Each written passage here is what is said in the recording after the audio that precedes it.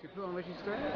Yeah, Ah oui. but now I'm crying, because there is one exemplar. Ok. Et ça c'est la version anglaise. D'accord. Je vais vous montrer les dessins. Ah, ok. Mais ça c'est la version anglaise. Oui, il y a une autre couverture pour les États-Unis. C'est celle-là la couverture pour les États-Unis? Pour l'Angleterre. Celle-là, avec le G. Avec Gisèle, ouais. C'est le dessin C'est Cam Kennedy? Cam Kennedy. Ouais, qui fait ça. Bon. Vous étiez présent durant la décennie des années 80. C'est-à-dire la fin des années 70-80, déjà vous étiez fan après encore une histoire en relation avec Doug McKean, avec Neil Gaiman et tout. Oui, oui. Comment c'était cette période? Voir autant d'anglais exploser comme ça. Comment vous ressentez ça? Oui, c'est vraiment, tu as raison, c'est une période remarquable pour la bande dessinée. Et surtout parce que, bien sûr, il y a beaucoup de grands auteurs qui permettent que le premier fois ils sont découverts par les Américains, bien sûr, allemands et tous les autres. La bande, toute l'invasion, c'est l'invasion, jusqu'à maintenant. Oui, mais en même temps, il y a beaucoup de choses en Angleterre spécifiquement, comme la revue Warrior, 2000, la revue Escape que nous avons fait en même temps. Et nous avons découvert beaucoup de talents vraiment individualistes. Vraiment, ce n'est pas une école, pas un style typique, pas une équipe, tout ça. Vraiment. Et bien sûr, surtout, c'est important pour les écrivains, avec Moore, mais aussi Morrison, Gaiman, Warren Ellis, Scott Snyder. Ça ajoute beaucoup à la bande dessinée, surtout bien sûr aux États-Unis, mais aussi en Angleterre. Comment vous vivez ça? Vous vivez ça simplement ou vous viviez ça spécialement? C'était nouveau pour vous ou bien vous étiez pris dans le jeu? Je pense que c'est une période ouverte de possibilités et je pense qu'il y a toujours eu beaucoup de talents, mais la bande dessinée est un peu réduite et un peu limitée par les conventions d'aventure pour être quelque chose pour les enfants, par exemple. Et c'est ça dont je parle beaucoup avec ce bouquin, parce que c'est clair que la bande dessinée a vraiment évolué très rapidement pendant les années 70, 80 surtout. Avant, c'est un peu long, c'est un peu limité par les genres, limité par les clichés.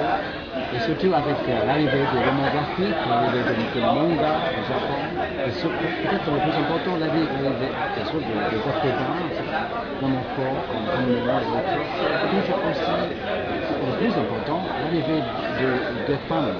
L'arrivée des femmes comme créateurs et aussi comme lecteurs. Tout ça a changé la bande dessinée mondiale, internationale, profondément. So in your opinion, is it England the second country of a comics book?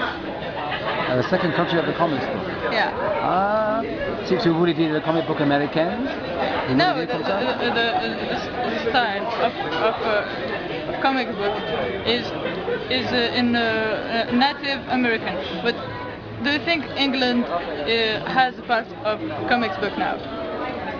Oui, c'est clair que la bande dessinée américaine a eu une grande influence sur la bande dessinée britannique, mais nous avons nos propres maîtres, nos propres approches, des approches spécifiquement anglais.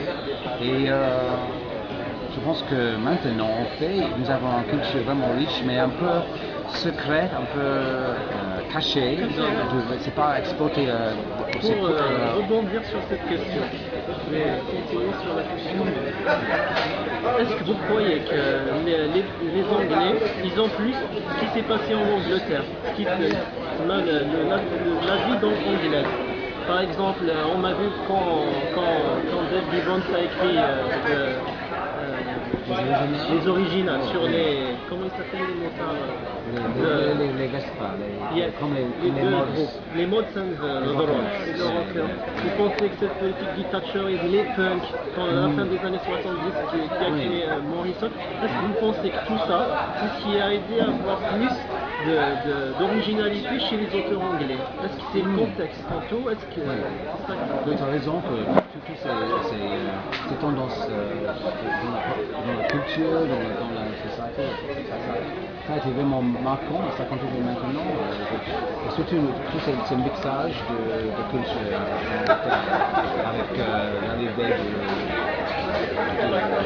par exemple, nous avons des créateurs jeunes de Libye, qui ont invité, mais ne peut pas venir cette année, il s'appelle Asia Al-Fazi, et elle est née à Beyrouth, à Libye, mais elle a grandi à Edinburgh, à l'époque, c'est maintenant Birmingham. Elle était vraiment un mixage de cultures, et ça aussi, ça ajoute beaucoup à les voir possible dans la bande dessinée.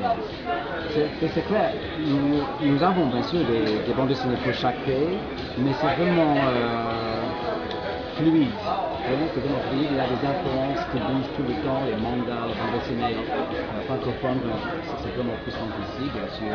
Mais je pense qu'avec l'internet, il y a beaucoup de contacts, les gens peuvent être traduits beaucoup plus vite, et c'est beaucoup plus global, beaucoup plus international. Vous, quand vous étiez enfant, disons, vous êtes tombé jeune dans les comic books? Absolument, oui. Quel âge? Oui, depuis le... Quel était votre premier souvenir de lecture?